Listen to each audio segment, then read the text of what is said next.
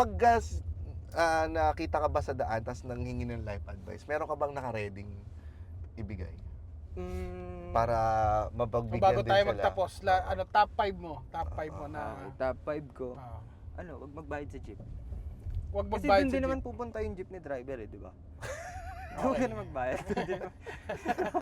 Baka road trip ka na lang. Oo nga. At least baka kailangan ng driver Life ng hacks yun, companion. di ba? Oo. O kailangan ng companion. Doon ka na ng lang driver. pumesa sa may likod niya, yung nag-aabot ng bayad. Oo, Para may yan. silbi ka. Para may Oo, silbi para may ka. silbi ka. Kwento-kwentuhan mo, di ba? Kahit Di mo ba kilala. sinasabi, pag inabutan ka, bayad daw po. Hindi, ang sasabihin, bayad po. Palagi, no? Bayad po. Ang dami ko nang binayad ha.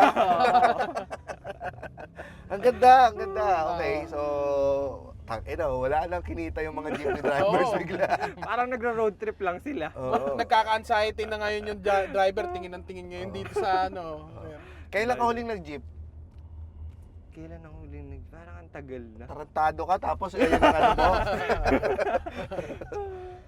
Number pa? 2, Number two. Pangalawa ako. Don't work hard, work wise. Yun, parang yun yung pinangahawakan ko eh. Ayan, may sense naman yan. Totoo naman. May sense din naman yung hindi magbayad sa jeep ah.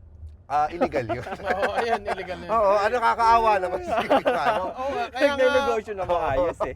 kaya nga nagkaroon ng 1, 2, 3, di ba? Oo. Nagwa 1, 2, 3 ka sa Parang yung advice mo pang high school eh.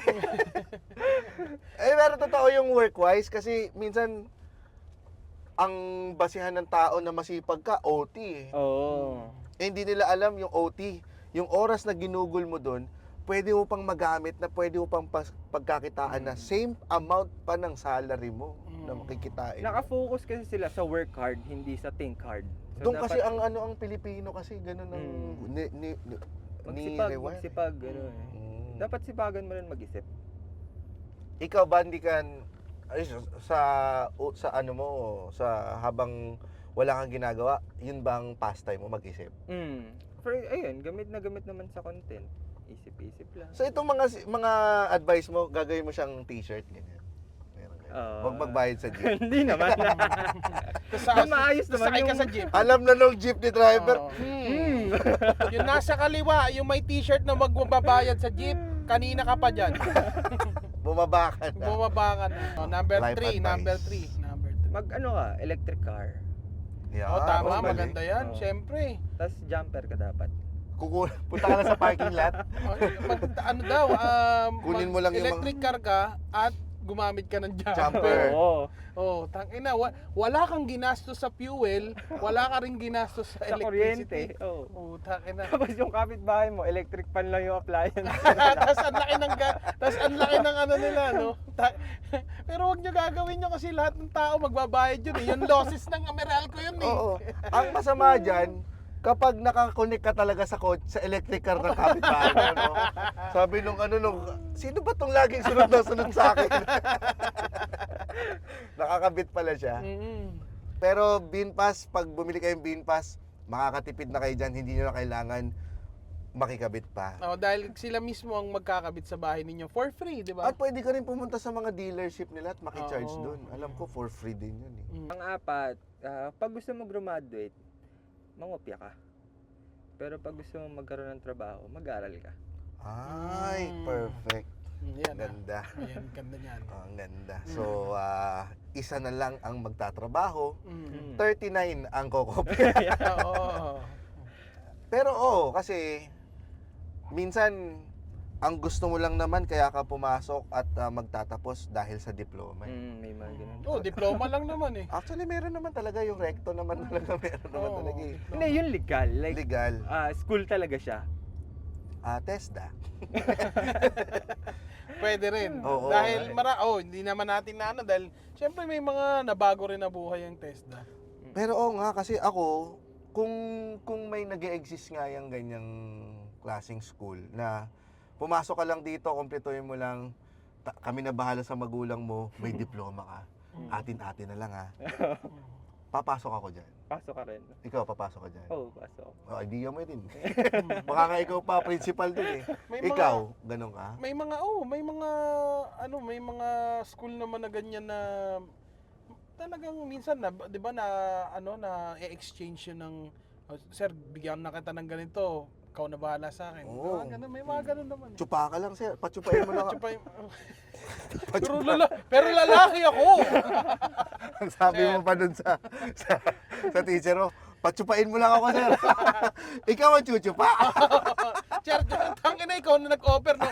Sir, tangin na straight ako. Pasa mo lang ako kahit tres. Chuchupahin ko kay sir. Paano ako gusto ko rin? 69. So, Natsupa University. Natsupa, Yan, abangan oo. din yan. Ano yan ni Itchan. Si Itchan Itatayo Tsupa. ko yan. Number 5. Number five.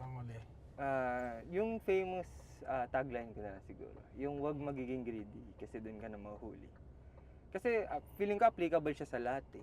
Kahit estudyante ka, nagtatrabaho, or kahit nasa mataas na buhay ka na, applicable yun. Mas ano ko siya, mas na-appreciate ko sa sa pera o bayong, tsaka sa game ka na ba. Yung ganun, di ba? Minsan pag nanonood ka ng mga game show na ganun, tangina mo, sana kinuha mo na lang yung pera, tingnan mo, kagahaman mo. Oh, di ba kasi tatanungin ka ni Chris Aquino, go or no go? Ito ang $1 million question. Tapos, itutuloy mo. Tapos matatalo ka pa, hanggang 50k lang mauwi mo. Meron ka na sanang 100k. So, minsan ganun eh. Kaso, parang, Siyempre, magte-take ka rin ng risk. oo, parang saliwa naman siya dun sa, Sa ano mo, sa pagiging high risk, ano mo, Hindi, taker dapat mo. as much as possible, calculated pa rin kahit papaano. Like may backup data ka na, ito, 60% mag-work. So, i-risk ko na yung 10% na mas mataas. Ano pa rin, parang yung concept pa rin na wag kang maging sabik ka sa pera, pero wag magiging silaw sa pera. Kasi kapag sabik, parang gusto mo lang magkapera. Yung silaw, parang lahat gagawin mo para magkapera eh.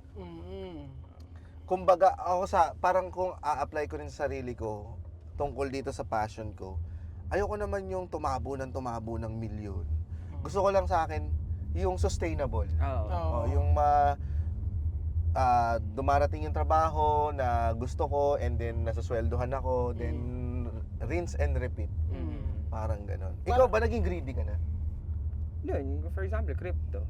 Okay. So, Natuto ka doon. doon mo Oo, natutunan.